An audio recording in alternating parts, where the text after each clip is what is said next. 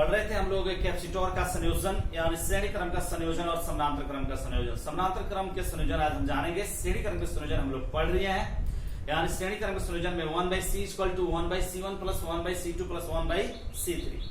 अब जानेंगे समानांतर क्रम का संयोजन। तो जब दो या दो से अधिक संधारित्र को इस प्रकार जोड़ा जाए कि सभी संधारित्र के पहले प्लेट को एक बिंदु पर और सभी के दूसरी प्लेट को दूसरे बिंदु पर जोड़ दिया जाए, तो ऐसे संयोजन को संधारित्र का समानांतर क्रम का संयोजन कहते हैं। बोर्ड पर देखेंगे, ये 3 संधारित्र हो गया जिसमें सभी के पहले प्लेट को एक बिंदु पर और सभी के दूसरे प्लेट को दूसरे बिंदु पर हम जोड़ दिए हैं। फिर इसी तरह हम समझेंगे, अगर आपके पास कंडेंसर है तो उसे आप ले सकते हैं, यानी ये 3 कैपेसिटर हो गया। तो इस तरह तो हम जोड़े थे तो वो समानांतर क्रम का हो गया, सॉरी श्रेणी क्रम का हो गया था। अब जानेंगे समानांतर क्रम का। तो देखिए, इसका इधर से लेके तो पहला प्लेट, इसमें भी लेके इसका पहला प्लेट और इसका लिए पहला प्लेट एक बिंदु पर और सभी के दूसरे प्लेट को हम दूसरे बिंदु पर यानी जोड़ दिए। बोर्ड पर देखते रहेंगे और समझेंगे। सॉरी यूट्यूब जी,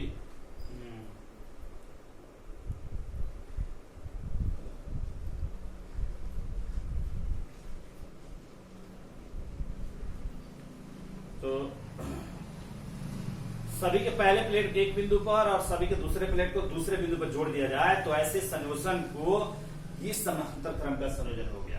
ये देखेंगे आप, तो माना कि 3 कैपेसिटर है जिसे समानांतर क्रम में जोड़ा गया है, जिसमें प्रत्येक को Q1, Q2, Q3 का आवेश दिया जाता है और उसकी धारिता C1, C2 और C3 हो जाती है। A और B के बीच का कुल विभवांतर क्या हो? V और कुल धारिता C हो। कुल धारिता C हो तो हम लोग जानते हैं C बराबर Q/V। ध्यान देना है, ये सब क्लियर हो गया। और ये Q बराबर CB, Q बराबर CB, इसलिए Q1 बराबर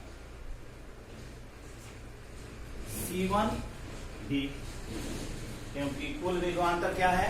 ये है समीकरण number first.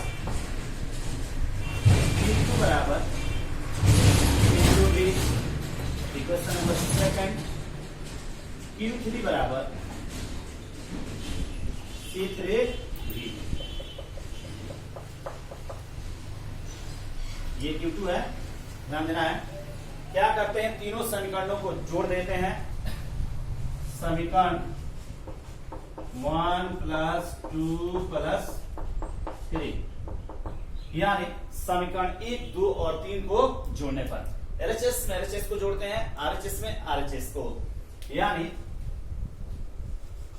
Q1 + Q2 + Q3, ये हो गया C1 भी, क्या होगा? C2 भी और ये C3 भी। तो अच्छे से समझेंगे। Q1 + Q2 + Q3 मतलब इसे हम Q कूलम का आवेश देते हैं तो आवेश ये भागों में बढ़ जाता है, यानी कुल आवेश क्या है? Q। तो Q1 + Q2 + Q3 के बदले में क्या लिख देंगे? Q। और इसमें सबों में क्या कॉमन है? V कॉमन है, यानी C1 + C2 + C3। Any problem? No problem. यहां पे देखेंगे Q बराबर क्या है जी? CB है। Q बराबर CB, या दूसरे शब्दों में लिख सकते हैं, ये गुणा में किस में लग जाएगा? भाग में Q/V बराबर C1 + C2 + C3। Q/V यानी किसी चालक को दिया गया आवेश और उसके विभव में हुए वृद्धि के अनुपात को संधारित्र की धारिता कहते हैं या चालक की धारिता कहते हैं। जब चालक को देंगे तो चालक को, संधारित्र को देंगे तो संधारित्र की धारिता। तो C = Q/V, तो Q/V के बदले में हम क्या लिख देंगे? C लिख देंगे और C = C1 + C2 + C3। या हम लोग पढ़ रहे हैं पैरेलल कॉम्बिनेशन यानी समानांतर क्रम का संयोजन, तो पैरेलल में पहला लेटर P है तो इसको लिख सकते हैं Cp equal to C1 plus C2 plus C3, यानी ये भी हो गया एक्सप्रेशन, ये भी हो गया। ध्यान दीजिए, तो अतः स्पष्ट है कि संधारित्र के समानांतर क्रम के संयोजन में प्रत्येक संधारित्र की धारिता का योग, प्रत्येक संधारित्र की धारिता का योग कुल धारिता यानी परिणामी धारिता के मान के बराबर होता है, या दूसरे शब्दों में परिणामी धारिता प्रत्येक संधारित्र की धारिताओं के योग के बराबर होती है। क्वेश्चन कैसे पूछेगा, कहेगा कि समानांतर संधारित्र के समानांतर क्रम के संयोजन के लिए व्यंजक प्राप्त करें। तो ये हम ऐसे इतना प्राप्त करेंगे यहां तक। फिर से समझें, जब दो या दो से अधिक संधारित्र को इस प्रकार जोड़ा जाए कि सभी संधारित्र के पहले प्लेट को एक बिंदु पर और सभी के दूसरे प्लेट को दूसरे बिंदु पर जोड़ दिया जाए, तो ऐसे संयोजन को संधारित्र का समानांतर क्रम का संयोजन कहते हैं। इसे बोर्ड पर भी लिख दिए हैं।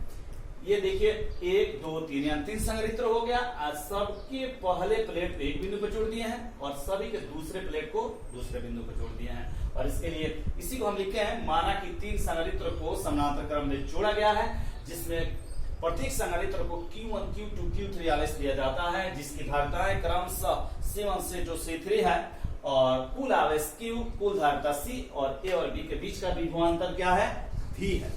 तो ये C बराबर Q अपॉन V और Q इक्वल टू CV। इसलिए अगर हम Q1 आवेश देंगे पहले संधारित्र के लिए तो C1 भी हो जाएगा, दूसरे के लिए C2 भी हो जाएगा, तीसरे के लिए C3 भी हो जाएगा। ये हो गया आपका एक्सप्रेशन। चलिए नोट करें।